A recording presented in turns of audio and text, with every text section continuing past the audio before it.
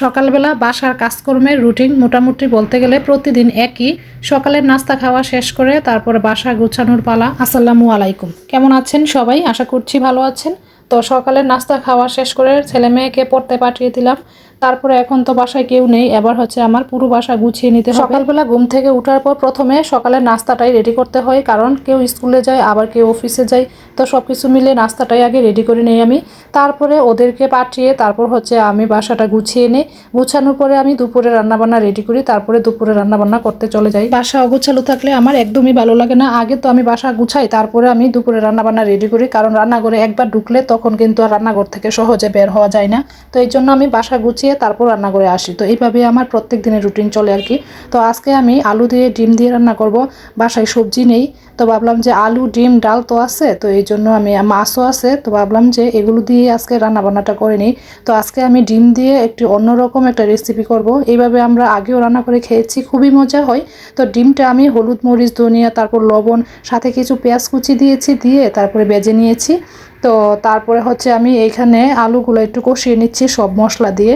তো এইভাবে আমি ডিমগুলো এখন টুকরো টুকরো করে নিব আর কি, একটু পিস পিস করে নিলে তখন ভালো হয়। তো আপনারা কিন্তু এইভাবে চাইলে ডিম দিয়ে আলু দিয়ে রান্না করে খেতে পারেন। এই রান্নাটা না বাচ্চারা বেশি পছন্দ করে, আমার বাচ্চারা তো খুবই পছন্দ করে। আমি কিন্তু কিছুদিন আগেও করেছি, তো ভাবলাম যে আজকেও করে নিই। আলুগুলো মশলার সাথে কিছুক্ষণ কষিয়ে তারপরে অল্প একটু জল দিয়েছি, যেহেতু আলুগুলো চিকন করে কেটেছি সিদ্ধ হয়ে গেছে, তো এখন আর বেশি সময় লাগবে না, তাই অল্প একটু জল দিয়ে আমি ডিমগুলো দিয়ে দিয়েছি।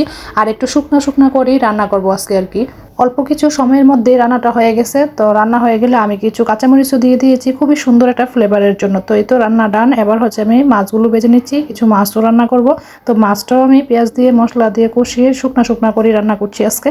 রান্না বান্না শেষ করে একটা চকলেট কেক বানিয়েছি, চকলেট কেকটা ডেকোরেশন। বাচ্চারা কিন্তু চকলেট কেকটাই খেতে বেশি পছন্দ করে, তো আমি আজকে চকলেট কেক বানিয়েছি। তো এখন আমি কেকটা ডেকোরেশন করে নিব। তো আমি ক্রিম নিয়ে নিচ্ছি, তো ক্রিমটা আমি বিট করে নিচ্ছি আর কি। তারপরে সাথে আমি চকলেট ইমালশন কিছু চকলেটও আমি দেই ক্রিমের মধ্যে। চকলেটটা দিলে হয় কি খুবই টেস্ট হয় ক্রিমটা, তবে ব্যালেন্স করা খুব কঠিন, কারণ চকলেটটা দেওয়ার পরেই কিন্তু ক্রিমটা না অনেকটা হার্ড হয়ে যায়। তো অনেক সময় দেখা যায় মানে ক্রিমটা ঠিক রাখা যায় না, মানে শক্ত হয়ে গেলে তো আর ভালোভাবে ডেকোরেশন করা যায় না, এই আর কি।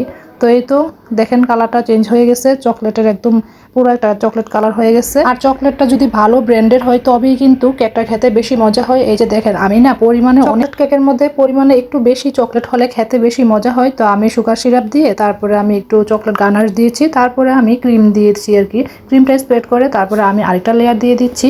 তো এখানেও কিন্তু আমি চকলেট গানাশ দিয়ে দিচ্ছি, তারপরে আমি ক্রিম দিয়ে দিলাম। তো এখানে কিন্তু ক্রিমটা দিয়ে ক্রিমের উপরেও চকলেট গানাশ দেওয়া যায়, সমস্যা নাই। তো আমি আগে চকলেট গানাশটা দিয়েছি, এখন আমি ক্রিমটা স্প্রেড করে দিচ্ছি। তবে আমার মনে হয় চকলেট গানাশটা ক্রিমের আগে দেওয়াই ভালো, ক্রিমটা পরে দিলে আমার কাছে মনে হয় যে বেশি ভালো হয়। তো যাই হোক, আজকের ব্লগটি এখানেই শেষ করে দিচ্ছি। কেমন লেগেছে কমেন্ট করে জানাবেন। সবাই ভালো থাকবেন, আল্লাহ হাফিজ।